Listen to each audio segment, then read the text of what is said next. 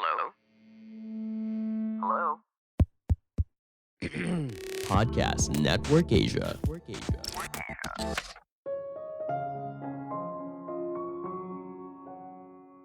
Kamu bertanggung jawab atas semua hal yang terjadi dalam hidupmu. Halo semuanya, nama saya Michael. Selamat datang di podcast saya, Sikutu Buku. Kali ini saya akan bahas buku The Success Principle karya Jack Canfield. Sebagai informasi, podcast Sikutu Buku sekarang bergabung dengan Podcast Network Asia dan Podmetrics loh. Sebelum kita mulai, buat kalian yang mau support podcast ini agar terus berkarya, caranya gampang banget. Kalian cukup klik follow.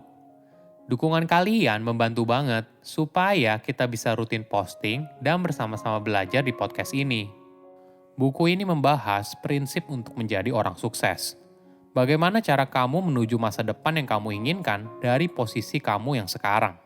Perlu kamu sadari, jika kamu ingin sukses, maka kamu harus 100% bertanggung jawab atas apapun yang terjadi dalam hidupmu.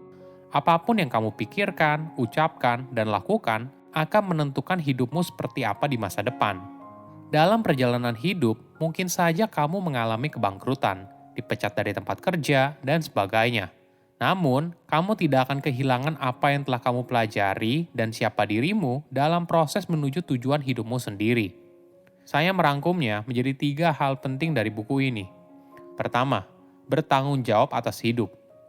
Apa prinsip dasar dari kesuksesan? Salah satunya dimulai dari tanggung jawab. Kamu bertanggung jawab atas apa yang terjadi dalam hidupmu. Ketika ada kejadian buruk atau ketika gagal, kita seringkali mencari alasan dan menyalahkan orang lain atas kejadian yang kita alami. Namun yang perlu kita sadari, sikap kita saat menghadapi hal buruk dalam hidup akan menentukan bagaimana hidup kita ke depannya. Coba bayangkan kamu mendapat uang 5 juta rupiah. Uang ini bisa kamu gunakan untuk foya-foya atau investasi. Jika kamu memilih yang pertama, maka kamu akan kehilangan semuanya. Namun, apabila kamu memilih yang kedua, maka kamu mungkin bisa membangun lebih banyak uang lagi di masa depan dan tentunya pilihan yang lebih bijaksana. Apabila kamu ingin melihat adanya perubahan dalam hidup, maka kamu harus mengubah respon kamu terhadap hidup. Kita bisa saja mengambil jalan singkat untuk mengeluh, namun jika kamu lebih perhatian soal bagaimana kamu menjalani hidup dan pilihan yang kamu ambil, maka kamu akan melihat apakah pilihan tersebut mendekatkan kamu pada tujuan atau tidak. Menurut kamu, sukses itu seperti apa? Mungkin kamu punya beragam jawaban, misalnya punya rumah besar, mobil mewah, tabungan berlimpah, dan sebagainya. Namun, coba kamu berhenti sejenak dan mulai berpikir, kenapa kamu dilahirkan? Apa tujuan besar dari hidupmu di dunia? Tentu saja ini kelihatannya sulit, namun hal ini akan membuat kamu merasa hidup yang kamu jalani lebih bermakna. Orang hebat di dunia tahu apa tujuan hidup mereka sehingga mereka bisa bekerja keras untuk mencapainya. Contohnya begini, Presiden Amerika Serikat John F. Kennedy punya tujuan untuk menempatkan manusia di bulan, dan aktivis Martin Luther King punya tujuan agar Amerika bisa menganut kesetaraan bagi semua orang tanpa melihat warna kulit dan latar belakang. Figur penting tersebut berhasil mewujudkan sebuah ide yang kelihatannya mustahil menjadi kenyataan. Kita pun juga bisa melakukan hal tersebut. Ingat, tujuan hidupmu seharusnya lebih besar dari dirimu sendiri. Bukan hanya menguntungkan dirimu sendiri, namun juga harus punya dampak positif bagi hidup orang lain. Alasan kenapa banyak orang tidak puas dalam hidup, karena mereka sendiri juga tidak tahu apa tujuan hidup mereka. Hasilnya, mereka jadi tidak bisa mencapainya. Itulah mengapa latihan ini sangat penting untuk mewujudkan hidup yang kamu inginkan.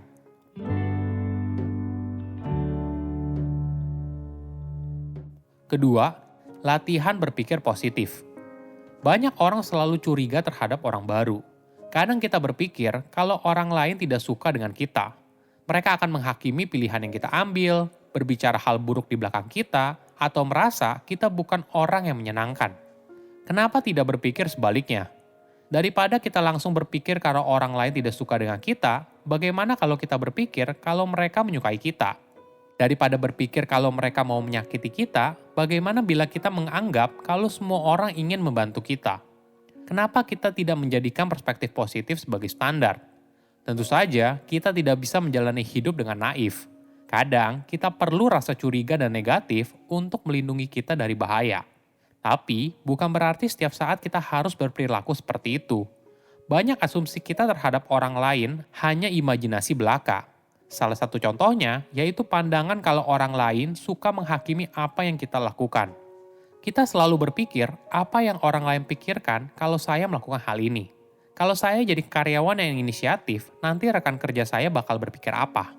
Apakah mereka berpikir kalau saya merupakan orang yang suka menjilat atasan? Dan masih banyak lagi pemikiran negatif lainnya. Sebelum kita terlalu banyak berpikir hal yang negatif, perlu kita sadari kalau orang lain tidak begitu pedulinya dengan hidupmu. Kenapa? Karena mereka seperti kamu dan saya. Mereka juga takut orang lain akan menghakimi tindakan yang mereka ambil. Mereka sibuk memikirkan bagaimana pandangan orang lain terhadap diri mereka. Nah, ada contoh yang menarik.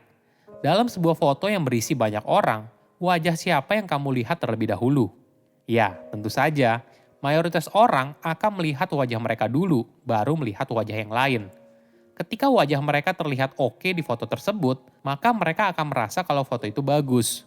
Poinnya adalah, mayoritas orang sibuk dengan pikirannya sendiri dan tidak terlalu peduli dengan hidupmu.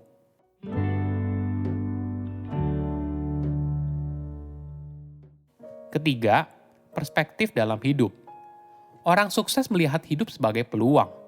Setiap kali mereka bertemu orang baru, mereka selalu punya perspektif kalau akan ada hal baik dari pertemuan tersebut. Tentu saja hal ini bergantung pada perspektif setiap orang. Dalam setiap pertemuan atau kejadian, kita bisa menerimanya sebagai hal yang baik atau sebagai hal buruk yang ada hikmahnya. Kita tidak pernah tahu yang mana sebenarnya.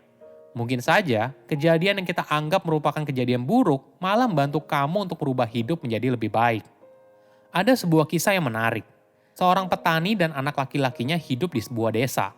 Suatu hari, anak laki-lakinya sedang menaiki seekor kuda, lalu terjatuh dan kakinya patah. Warga desa memberikan komentar, "Wah, sungguh sial sekali, kakinya patah jadi tidak bisa bekerja." Namun beberapa minggu kemudian, seorang tentara datang ke desa tersebut dan mewajibkan semua laki-laki yang sehat untuk pergi berperang. Karena kaki anak laki-lakinya sedang terluka, dia tidak bisa pergi berperang. Pesan moral dari cerita ini, kadang kita tidak pernah tahu kejadian yang kita alami itu baik atau buruk. Sesuatu yang terlihat buruk bisa saja merupakan kejadian yang baik di masa depan. Poin lain yang cukup penting adalah cara pandang kita dalam melihat hidup dari sisi yang positif. Jika kamu selalu melihat hidupmu dari sisi positif, maka kamu akan menarik banyak hal positif dalam hidup. Sama halnya ketika kamu melihat hidup sebagai rentetan kejadian yang negatif, kamu juga akan menarik banyak hal negatif dalam hidup. Ada sebuah kisah dari Nick Sitzman yang merupakan buruh konstruksi kereta api. Suatu hari, Nick terkunci sendirian di dalam truk pendingin. Walaupun dia sudah berteriak minta tolong, tidak ada yang bisa mendengarnya, karena tempat tersebut terkunci dari luar. Keesokan harinya, rekan kerja Nick menemukan dirinya meninggal karena kedinginan. Hasil otopsi mengatakan kalau Nick meninggal karena hipotermia. Namun, mesin pendingin di truk tersebut tidak dinyalakan dan suhunya tidak pernah turun melebihi 13 derajat Celcius. Banyak orang beranggapan Nick meninggal karena dirinya panik dan berpikir kalau dia akan meninggal. Hingga akhirnya, hal ini menjadi kenyataan. Hidup kamu ditentukan dari bagaimana cara kamu berpikir, berucap, dan bertindak. Apa yang kamu pikirkan bisa menjadi realita yang kamu jalani di kemudian hari. Saya undur diri, jangan lupa follow podcast Sikutu Buku. Bye-bye. Pandangan dan opini yang disampaikan oleh kreator podcast, host, dan tamu tidak mencerminkan kebijakan resmi dan bagian dari podcast Network Asia.